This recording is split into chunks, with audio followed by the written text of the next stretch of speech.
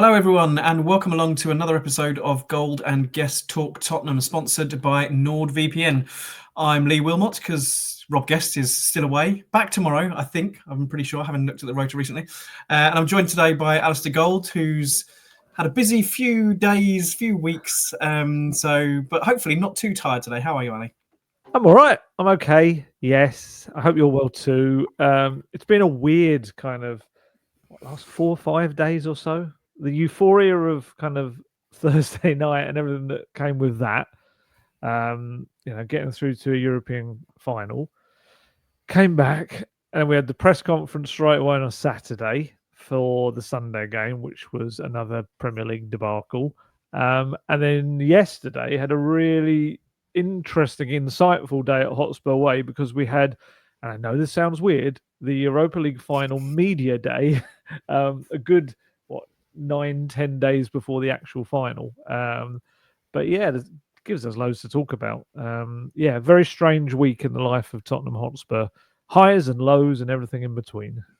Certainly, and yes, the euphoria is there. Tottenham are in a European final, which hooray! This doesn't happen often. Spurs in a final next week. I can't believe it's next week, to be honest with you. So soon after the semi-final.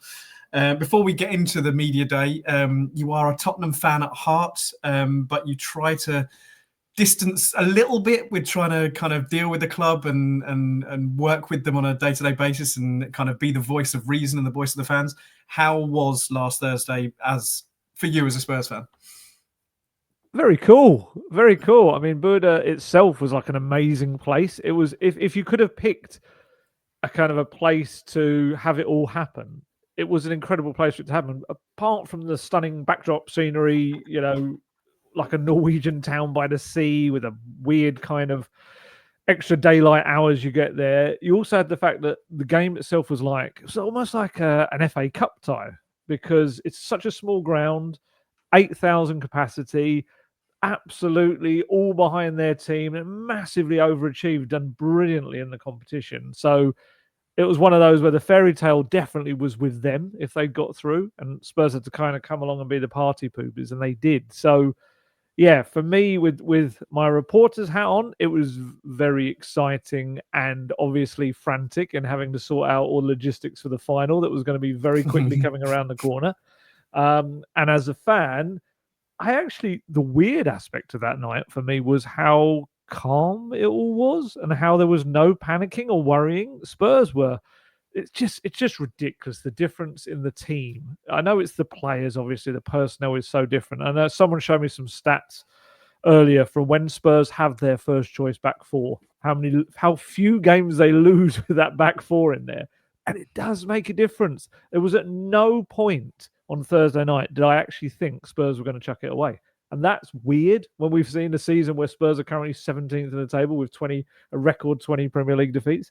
But they never looked like they were going to. So yeah, from a fan point of view, and I'd like to think that I think it was 404 fans that were there as well. I don't think anyone did. On the day, I spoke to quite a few of them around the town, and they were all like, "Oh, if anyone's going to chuck this away, it'll be Spurs." But they would sounds quite aggressive and violent to say, but they kind of choked the life out of the game for Bodo. They really... Every time they got across the halfway line, it just didn't really have much to do with it. And it's quite interesting. That felt like a classic case of don't say stuff about the other team ahead of a match because, and Postecoglou kind of confirmed this yesterday, all the chat about Spurs, they're going to struggle when they get to ours, their press isn't very good. I get the impression quite literally that was pinned up on the dressing room wall and in the training ground ahead of the game. They went at them like a pack of rabid dogs. Spurs. They were chasing them everywhere around the pitch. They didn't get a moment to breathe, and that's why you got a result like that. And obviously, it just leads to the question of why can't we have more of that, please? Because that's exactly what was needed. How important do you think that the moment Christian Romero switched the teams around, didn't he? So that Bodo weren't kicking, they were kicking towards the Tottenham fans in the second half. So not going necessarily towards their fans in the second half. I know it's not a big stadium and doesn't make that much of a difference, but because it was so compact and kind of right in on top of the players, it might have had an impact. That well, they're kicking towards the Spurs fans in the first half, I think. No, Bodo kicked towards the Spurs fans in the second half, rather than Oh, kicking I towards see. their own fans. I mean, I see what you mean. Yes. Yeah. No, I don't think it makes any difference. Only because, and that's only testament to Spurs. I think they still would have done the same job Yeah. regardless. Yeah. I think we're in this nice little kind of rhythm at the moment, certainly in Europe, where they don't seem to be being put off by the fans. Whatever happened to that team early in the competition, maybe it was playing matches at Galatasaray and Ibrox and games like that, that kind of you've kind of seen the worst it can be, and anything beyond that is maybe not too bad. And I think they definitely have learned from those experiences. And yeah, I think it was a good decision to make if that was his call. But yeah, I think they still would have done it anyway. Yeah. They just seem to be in that kind of frame of mind. Yeah, before we get onto the media day, I just wanted to bring up one little exchange you and I had on Thursday night on WhatsApp, which I thought people would be interested here. So, as everyone who reads football.london knows, Ali is obviously working on player ratings to go out on the final whistle, so you can see what his thoughts are. But in amongst having to do all his work, Ali was having to try and book flights to Bilbao or close to Bilbao for Thursday as well, to try and get them as cheap as possible for the company rather than leaving it till the next day. And I got a WhatsApp message from Ali, which simply said, "What do you reckon?" at 9:30. Now, this came in straight after Pedro Porro had scored. So my immediate response was, Ali's not got a TV because it's such a small stadium. He wants to know if that was a cross or a shot. So I said, that was a cross. Definitely a cross. And Ali just laughed and said, "No, I meant, should I book the flights now? It's Tottenham and we're 5-1 up, but should I book them before the final whistle?" And we got there in the end, didn't we? Oh my goodness. That was the most stressful part of the night, was trying to finish player ratings, trying to set up the press conference blog for Ange to come through a little while after, all while booking all of these different connecting flights. Because the problem is, as anyone knows that's had to book individual flights, connecting ones, if one isn't suddenly there, you've just paid for a flight that is of no use to you with the previous one. And it was so stressful. I know there were a few reporters having to do it, and I certainly know of one reporter that gave up in utter stress and anger and had to deal with it the next day because he just couldn't do all of that at the same time. I felt like at 5-1, with however many minutes of the game left, we're probably in a position that we weren't going to absolutely lose money on the weren't going to be Spurs. Exactly. So all booked. We're doing it a bit of a different way because Bilbao is obviously absolutely going to be rammed and already is, and the prices are ridiculous. But we're staying nearby. So if anyone sees us in the little Spanish town of Vitoria, that's where a few of the journalists I think are locating, and we're going to be heading into Bilbao for the press conference and the game on those days. But yes, it was that did make me chuckle when I'm asking you, what do you reckon? Thinking like, you're primed to tell me I can book the flights, and he was like, it was a cross. I know it was a cross. There's no way he's going to be trying to shot from there. And even he admitted afterwards it was a cross. He did, yes, yeah. So yes, talk us through Monday, as you say, 10 days before the final itself. Spurs have held their media day on Monday, so you're pretty much out of action yesterday. Talking to Ange for the 5th time in 6 days. Did you say it was 5th press conference in 6 days? Yeah. And then some player interviews, one of which has gone out already today. Piece with Kevin Danso that you can find on football.london right now, talking about Christian Romero and the kind of how he feels about Ange Postecoglou and joining the club when he did in January as well. But there's plenty more to come from that. So, give us a little look behind the curtain of Tottenham on Media Day, Ali. It was really interesting. It was, like I say, especially after Sunday, when Sunday was just an absolute kind of mess after the Lord's Mayor show, Decky injury that we'll talk about and everything as well. And Sunday. So we had this weird weekend where we kind of arrived back from Norway on the Friday night, Saturday press conference for the game, Sunday game, and then Monday, yes, we had to do this media day, which the reason, it's a UEFA reasoning, that it can't be in the week of the final itself. So last time, 6 years ago, when we had the Champions League final, there was that massive gap between the end of the season and the final. It was about 3 weeks. So you could easily have your media day, which we did, a week or so before the final. And it was quite nice for us then as well, because there was nothing else happening. It was a load of kind of new insight and news and everything. Whereas this one, it was just like, now, cram it in now. It's like, it was a really kind of interesting day. So it was in 3 stages. First stage was watching training, and unlike when we normally watch European pre-training, it's 15 minutes. This was the full session, so we could stay out there for a good hour and a half if we wanted. And yeah, really interesting because you get to see beyond the warm-up stuff, the little ball drills and rondos that we normally see in the 15 minutes, and actually get into proper tactical sessions. And you see, we've written about this before on football.london. Postecoglou has this way of doing things where the coaches all take 15 minutes each of a session. And then that's to encourage the players to have something different and vibrant and new, like 15 minutes later, to keep their minds active and interested in it. But it's also to challenge the coaches to try and beat the last person's 15 minutes, essentially, and make it an even better, engaging session than the last.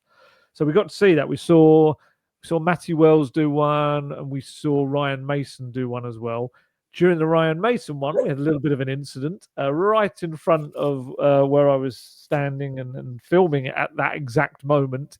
As an unfortunate moment, to be fair. I didn't think it was to begin with. I thought it was a really daft sliding tackle because where we were, it looked like that from the angle. But when we kind of watched it back on the video, you could see what happened was Romero hits the ball down the line to Brennan Johnson. Sergio Reguilon runs across to kind of give him an option to pass to. It was like a 2-touch, 3-touch passing exercise they were doing. And Reguilon, who's on Brennan Johnson's team, rushes towards him, loses his footing, and wipes out Brennan Johnson, who you kind of expect, like, oh, it's all right, they're going to get up. And Brennan Johnson stayed down and really was holding his left foot quite worryingly for quite a while.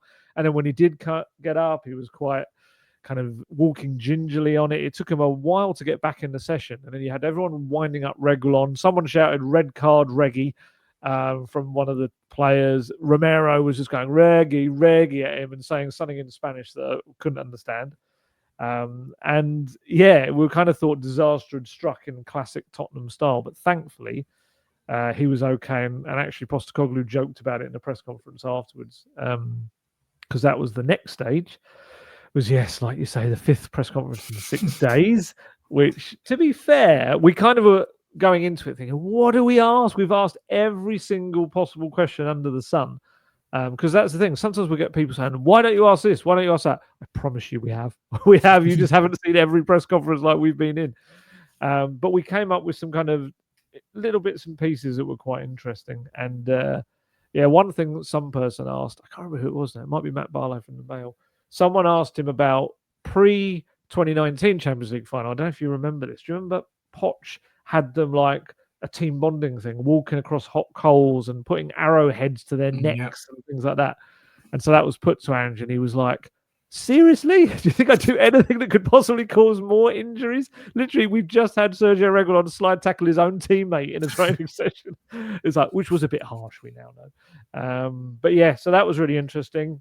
And then we had a kind of a whole series of interviews with players that were brought out to us. So we've got, who have we got to come? Obviously, like you said, we've got Danzo's out. We spoke to Mickey van der Ven. We spoke to Yves Bissouma. We spoke to Destiny Udogie. We spoke to Vicario.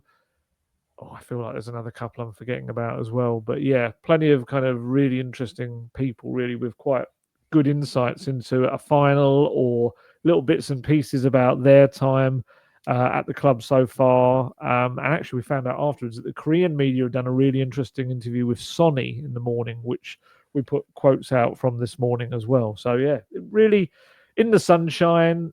It was quite an interesting day. Everyone quite laid back, I think. Just trying to put the Palace game out of their minds, I think. Yeah, Ange was probably just as exhausted as the reporters, wasn't he? In having to deal with questions again. Yeah, to a degree, I think, because I said to him, I think it was on the Friday before the Palace game, I said, you're in the middle of 5 out of 6 press conferences. Sorry, 5 press conferences in 6 days, and he was like, 5 in 6, and I put his head in his hands, kind of thing. But actually, he was all right, because I suppose we mustn't forget, it's a big European final, and that's what they're talking about. If you're not going to be enthused about that, you're probably not going to be enthused about anything in life.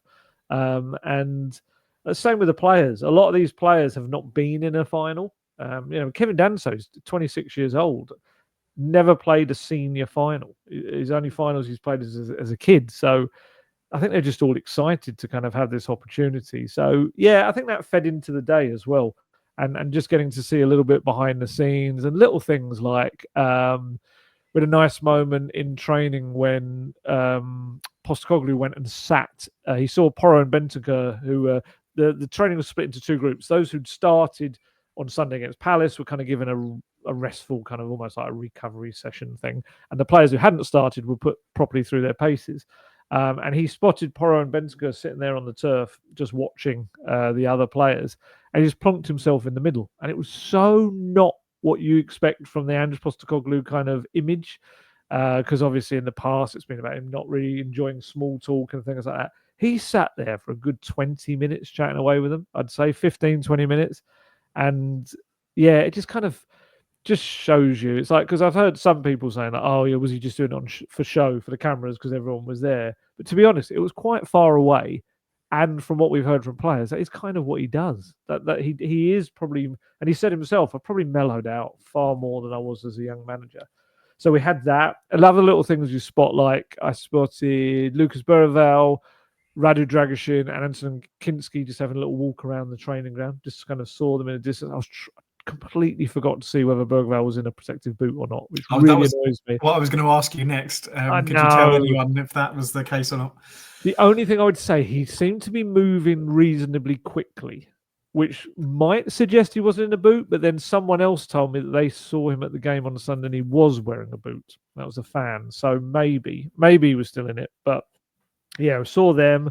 There's a funny little exchange between Bissouma and Postecoglou at one point when he seemed to be taking the mickey out of Bissouma as they were walking down next to the academy buildings. And then actually Bissouma went into the academy gym. So I don't know whether he was going in there to have a little like chat with them or I don't know, but he definitely went in there. We had Madders waving at us from one point from the first team gym. He was obviously gutted to not being playing a part in this final. So I think of other little bits and pieces we saw. Just so many things. When you are kind of plonked in the middle of it all on a really busy, manic day like that, with everyone buzzing around, there's so many little things.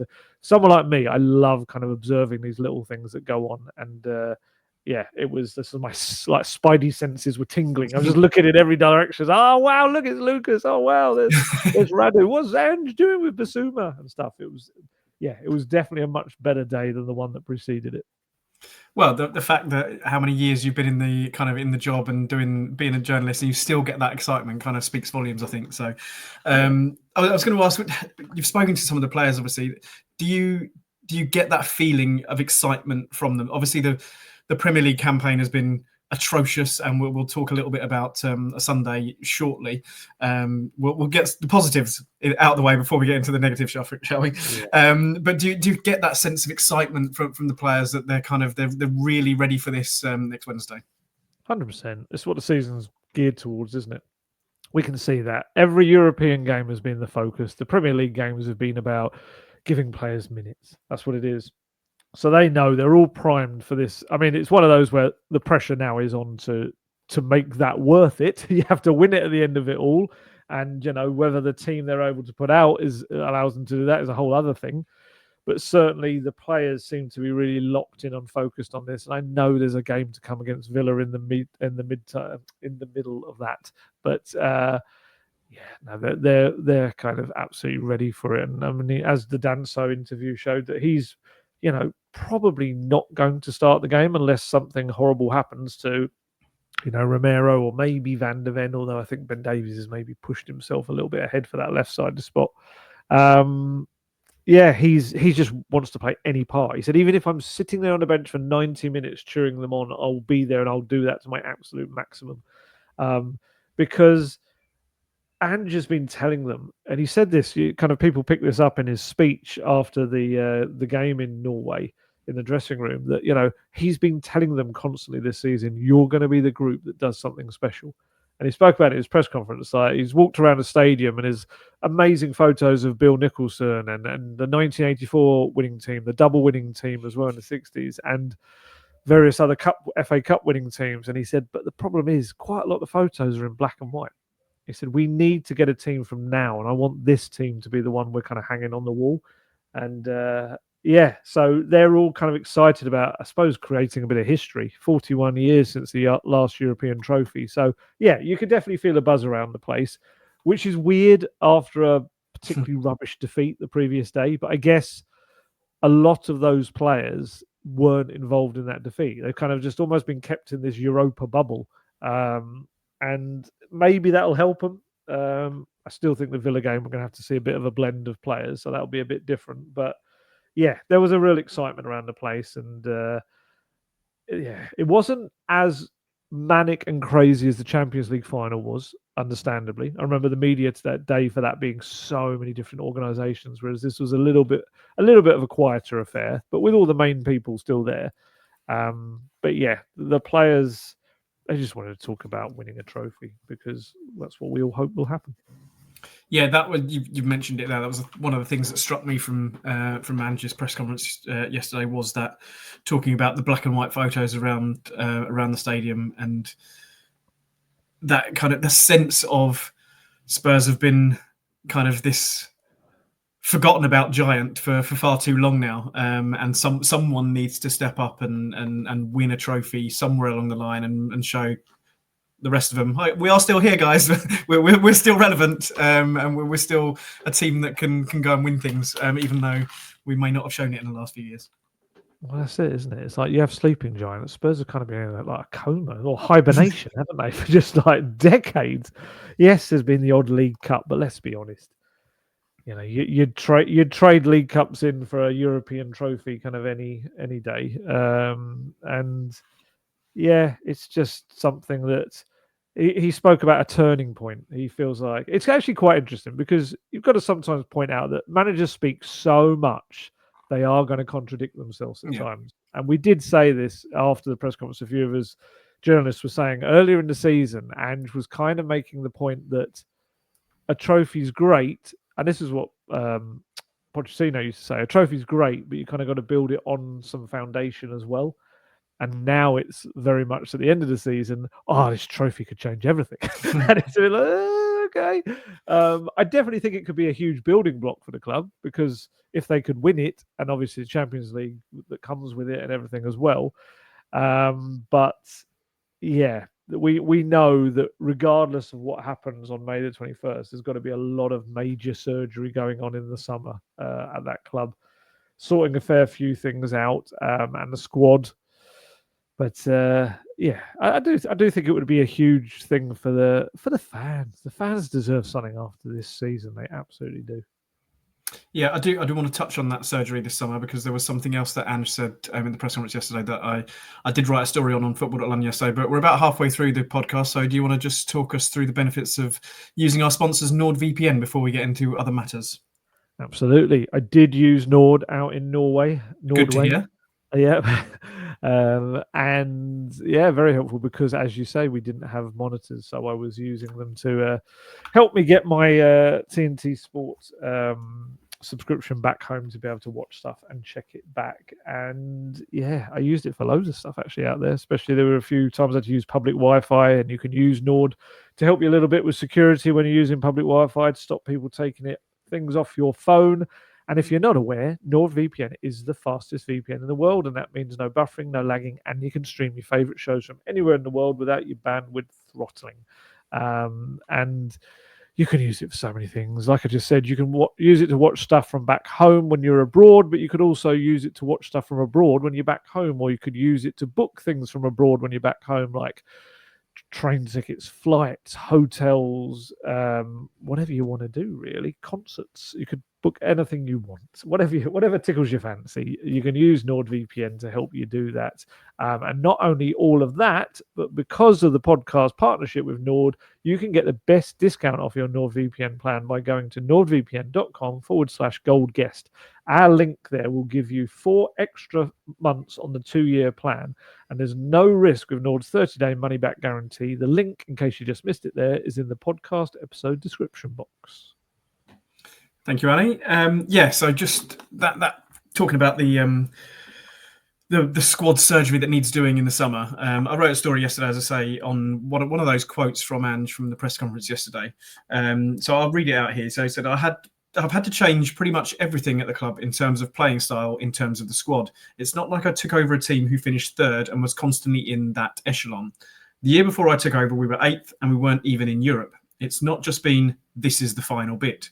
I've had to do a whole lot of other things, a lot of heavy lifting in this last 2 years. We signed a lot of young players with the right thinking of the future, but it's costing us now because we don't have a squad that can cope with what it's going through. Now, that spoke a lot to me, which is why I wrote the story on it afterwards. Lucas Bergvall, Archie Gray, Wilson Odobert, Matisse Tell, Yang Min Hyuk, all teenagers that were brought in the summer. Solanke and Danzo, I think, are the only 2 real senior players that were brought in over the 2 windows this season. And I just found it interesting that he kind of came out and said that it's costing us now that we brought in all these young players and didn't really bring in more senior stars. No one could have envisaged that they would have the side would have so many injuries, of course. But I think a lot of fans will have said maybe at the end of the summer, perhaps we needed 1 or 2 more senior players rather than. Yes, I think these young players are going to be excellent in the future. Archie Gray, Lucas Bergvall clearly is ready for the first team right now. But yeah, what did you make of him saying that and what it means for the summer? I think it comes down to that contradiction thing again, because obviously we asked him earlier in the season after the windows, and it's all like, brilliant. I'm really happy with this. I signed off on young players, really happy with young players. I think it's the right thing to do. And to be fair, I think he'd still say that.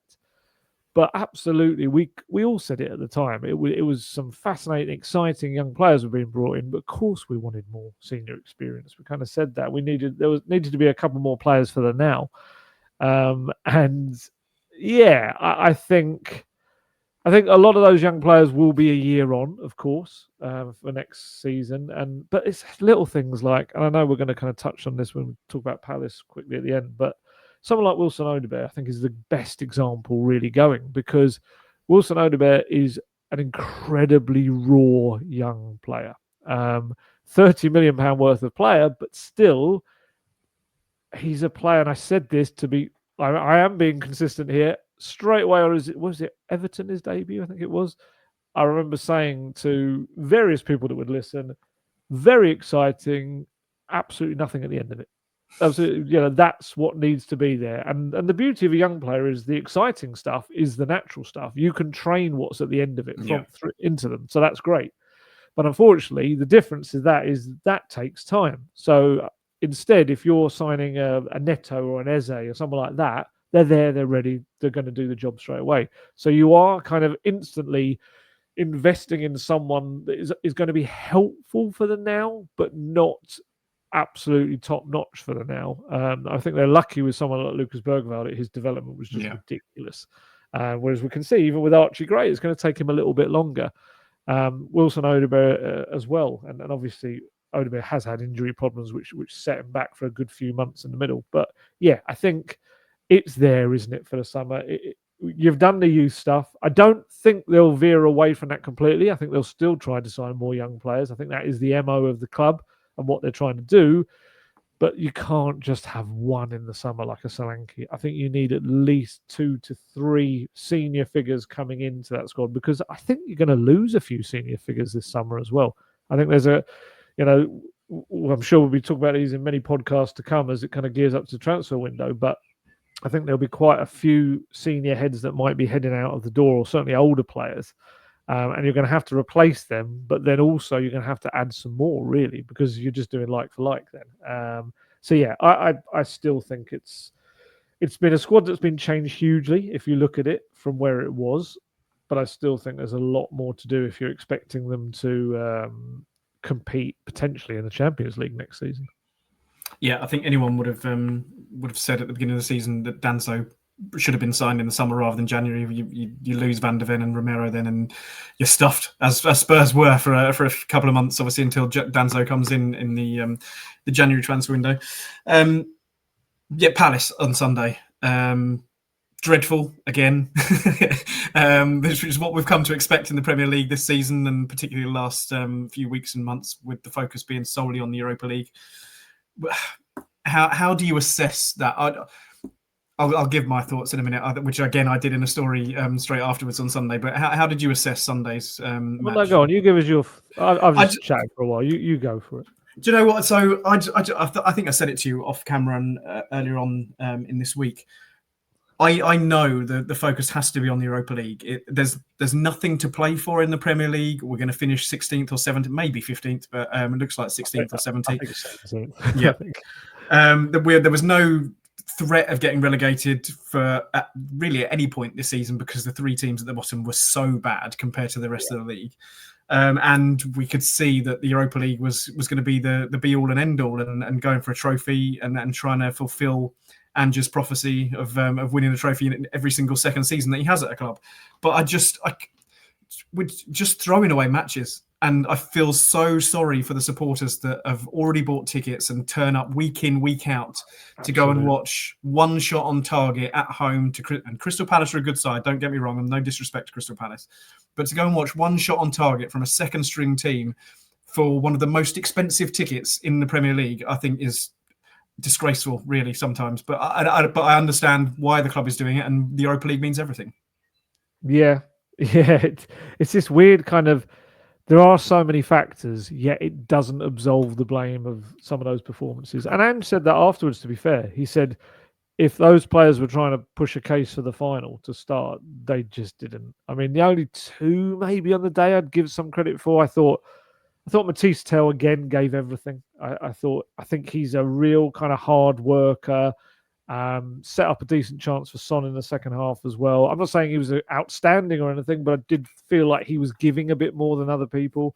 And I think probably Ben Davies, who had a bit of a nightmare kind of task on his hands, that he was covering behind the AWOL Jed Spence and Kevin Danso, who were both off going, I don't know where they were going on little trips. And they just were leaving so much space behind. I felt sorry for him.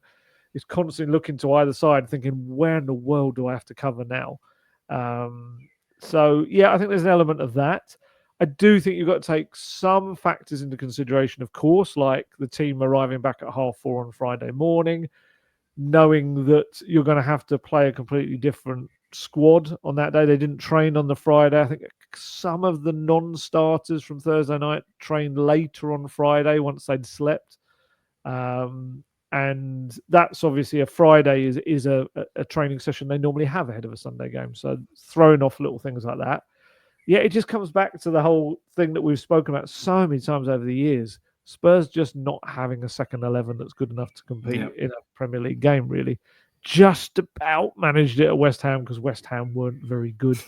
But Palace, obviously, a whole other level on. You know, they're going to be playing in the cup final.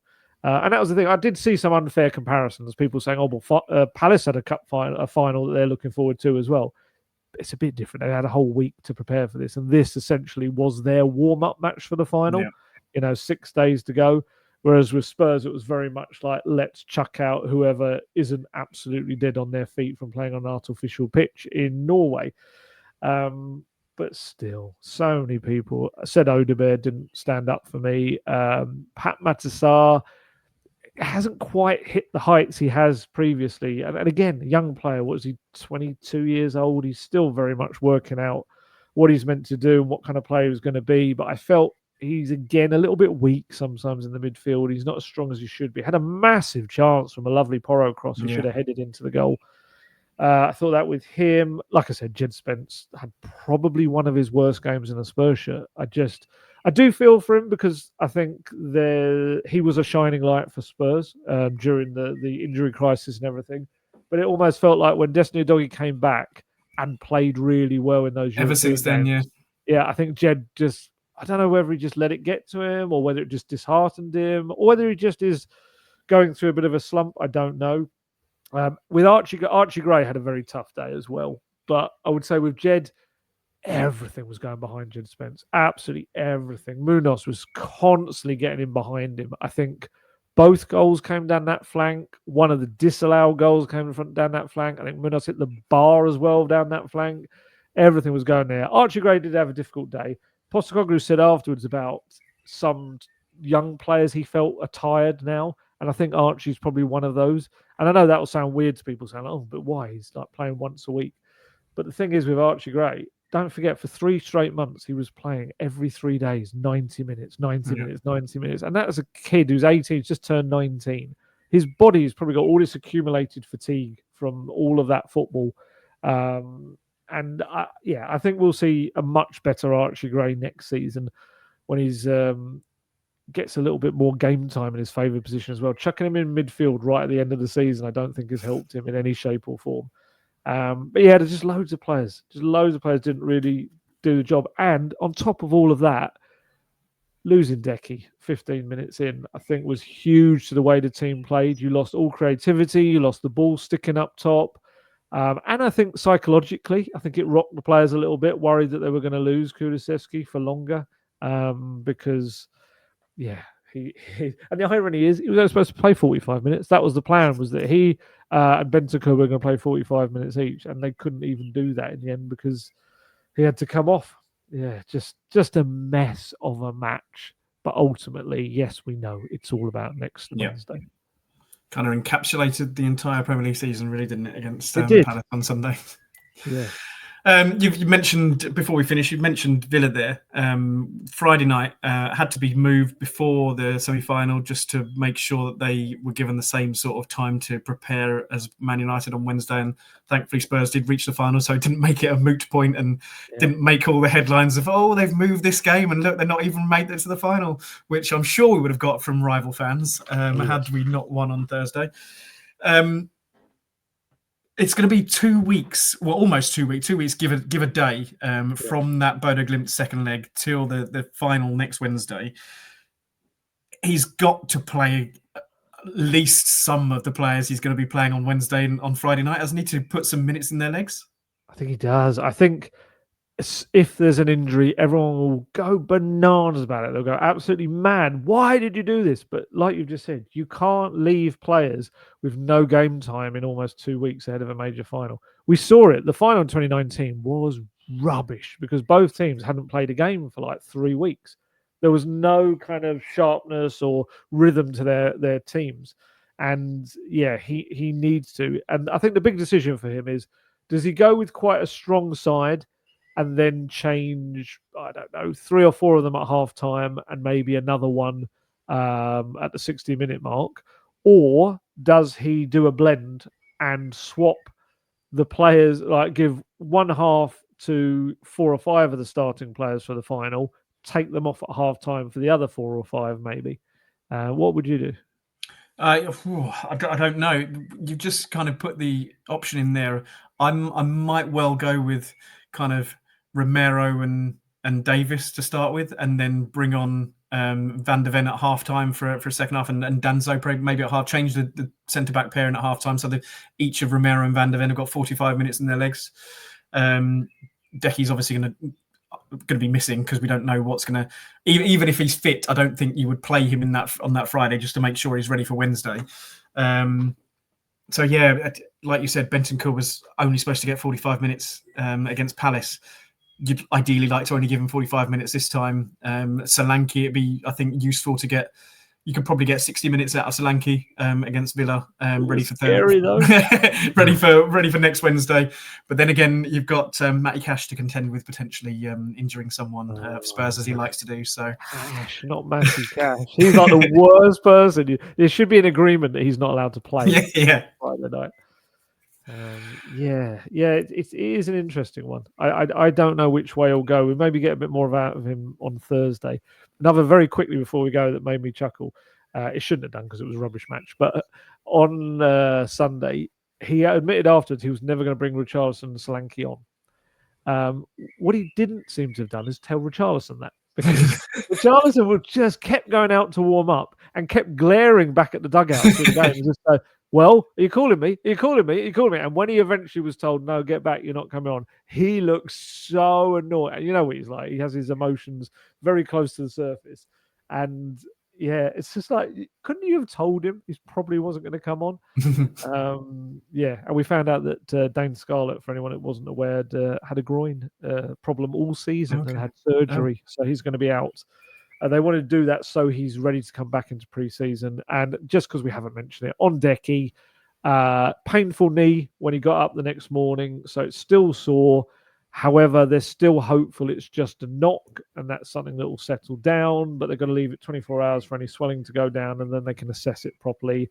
It's very scary because we know when the Spurs play down something, it always ends up being something worse. So we'll find out more about that in approximately probably 48 hours or so. With another press conference. With another press conference. Yes, of course. Do you go on. Do you play Son on Friday?